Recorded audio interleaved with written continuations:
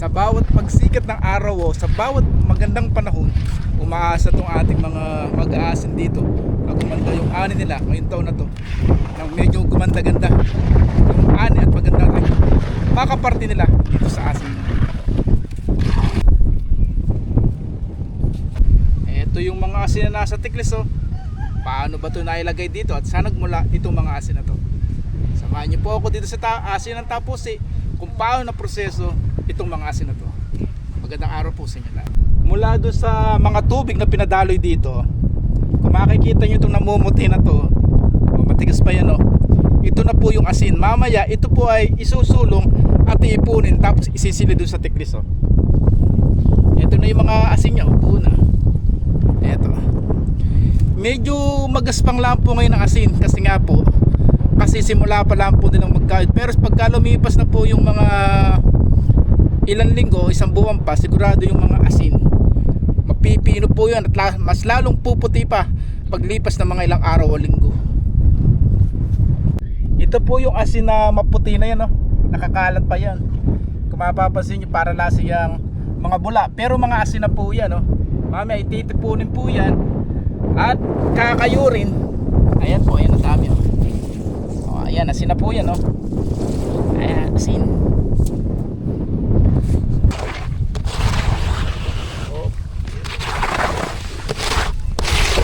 Medyo malaki pa, buto lang tatay.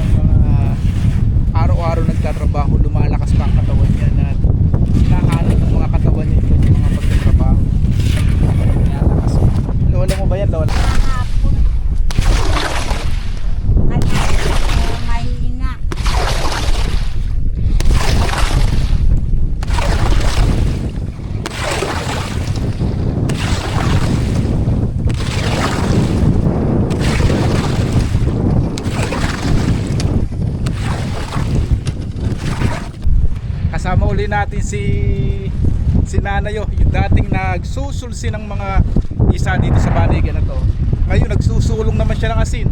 After naman magsulungan to, kakayuri naman, sisilid doon sa mga tiklis na tinatawag ng mga asin. Panoorin natin si Nanay na magsulong ng mga asin dito sa mga Banigan. Eto si Nanay Mira, panoorin nyo kung paano siya magsulong ng asin, magtipo ng mga asin dito sa Banigan. Nanay, sanay na sanay. Yung trabaho ni Nanay na to, trabahong panlalaki yan. Dati ang mga nagtatrabaho lang sa mga pagsusul ng ginagawa ni Nanay na to, puro lalaki. Yung ginagawa lang ng mga babae, yung nagsisilid ng mga asin doon sa tiklis. Pero si Nanay, kayang-kaya pa, malakas. Ang kay naman na medyo malakas ang hangin ngayon. Kung ito katulad nung kahapon na napakainit nung isang araw, mas mahirapan silang mga magsilid dahil sa sobrang init. Naulan lang ka.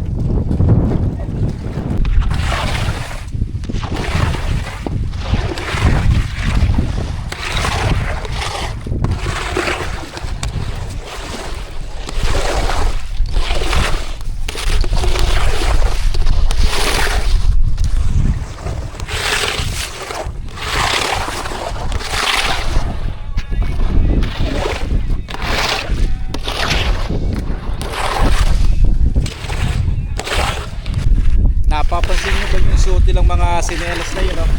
Yung mga sinelas na yung DIY, meron silang isinasapin doon sa sinelas nilang mga kahoy.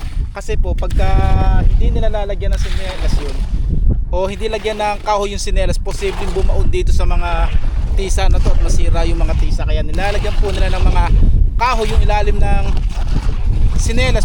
Nang pagkatumungtong dito sa banigan na to, hindi masisira yung mga tisa at nang hindi mabakbak.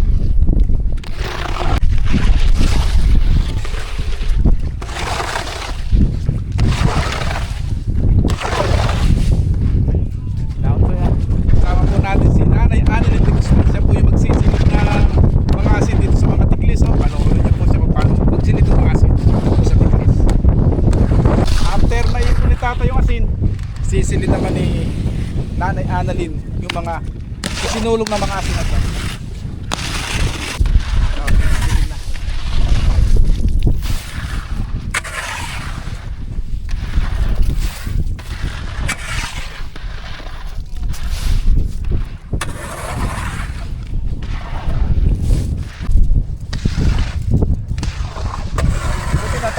Medyo malamig. Oo. Yung gaano mainit. Nung nakaraan naman po, nagwawalis pa naman.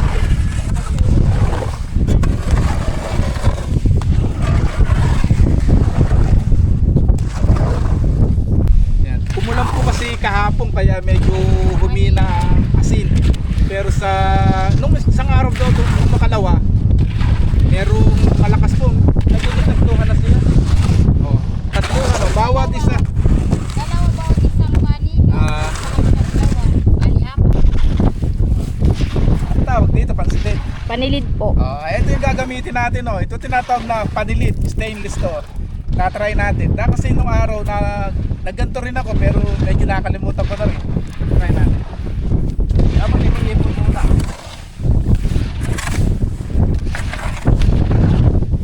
Tapos gawin natin ang bagay.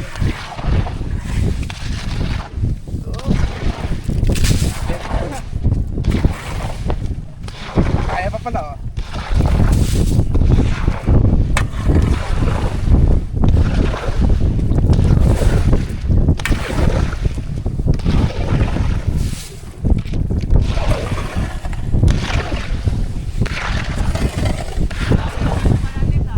mabagal lang.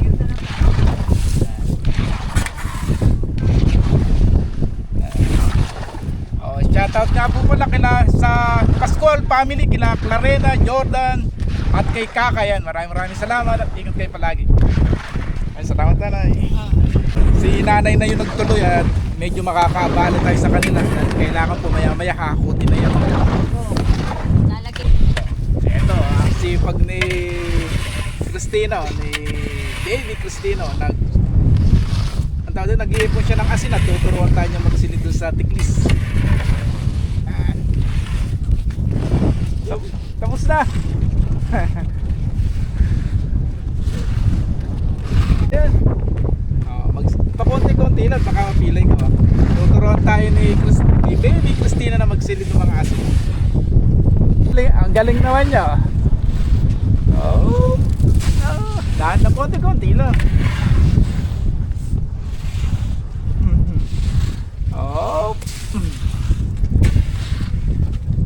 Ayan. Aral lang ng mabuti Dito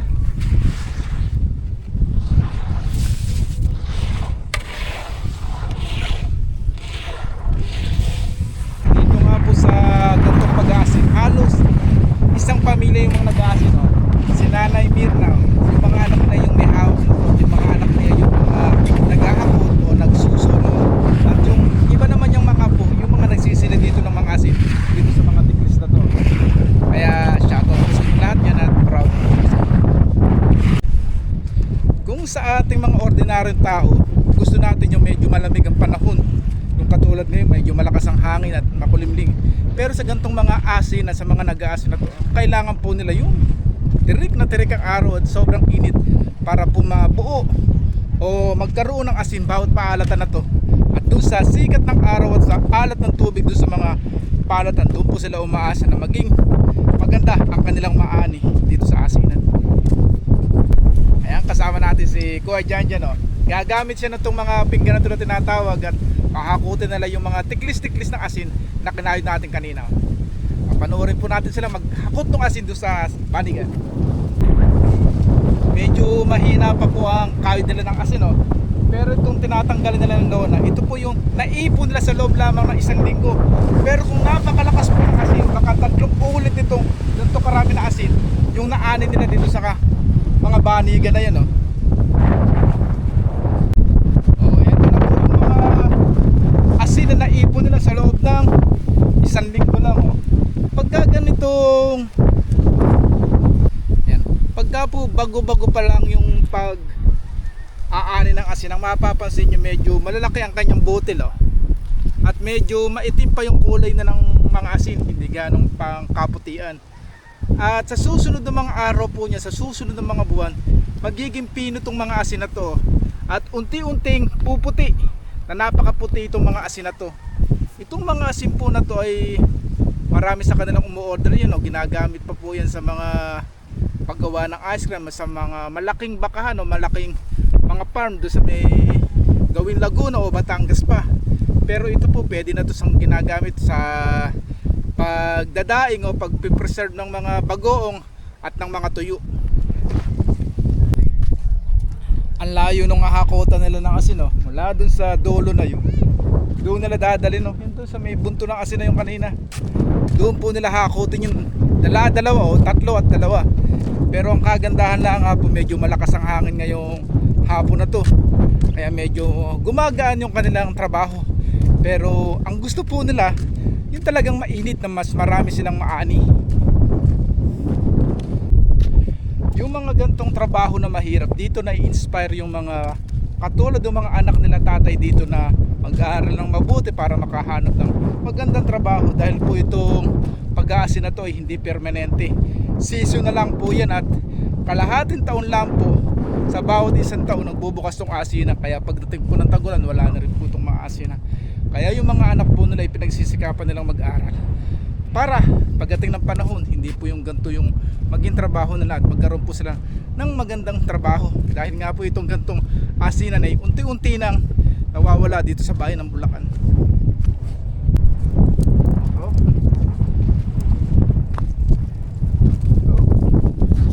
Samahan natin ang gantuon yan, no?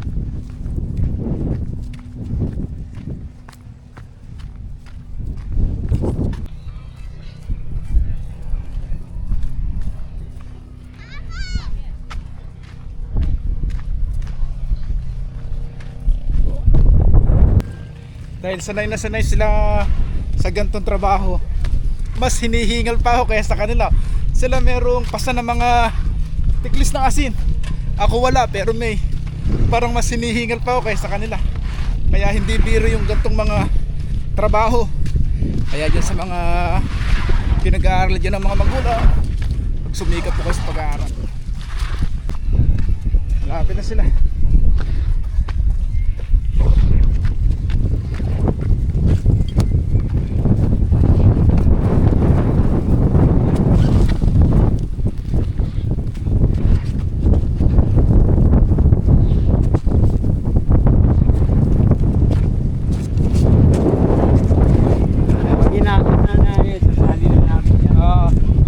Sasalin nyo na rin ngayon yan. Pakasanayan lang po sa ganitong trabaho, at kailangan po talaga na yung trabaho na to.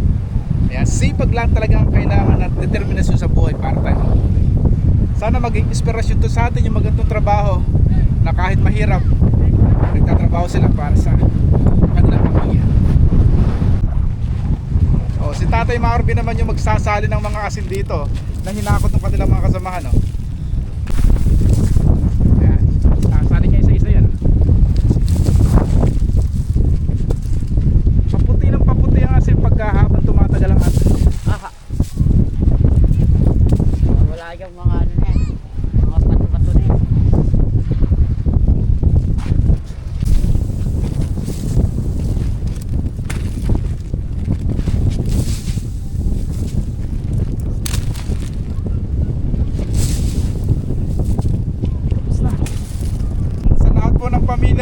Marvin Laderos dyan sa Hagonoy, Bulacan.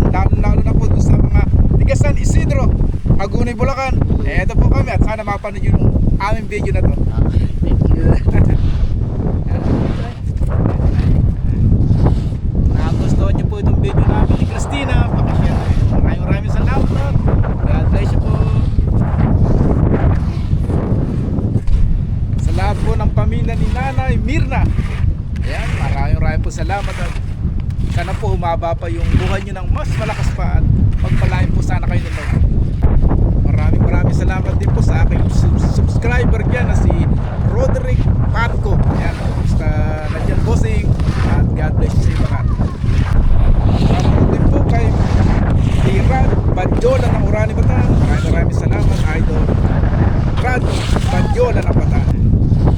Nagustuhan niyo po itong video namin ni Christina, pakishare. Maraming salamat. God bless you po. Sabi po ni Kuya Eddie, napakasakit Kuya Eddie pagka po yung paulan-ulan na kasi nga po March na. Pagka ito po hindi didiretso yung tag-init, kukunti po yung anihin nila. Sana po dire-diretso to at sana maraka yung anihin Kuya Eddie. Salamat. Maraming salamat.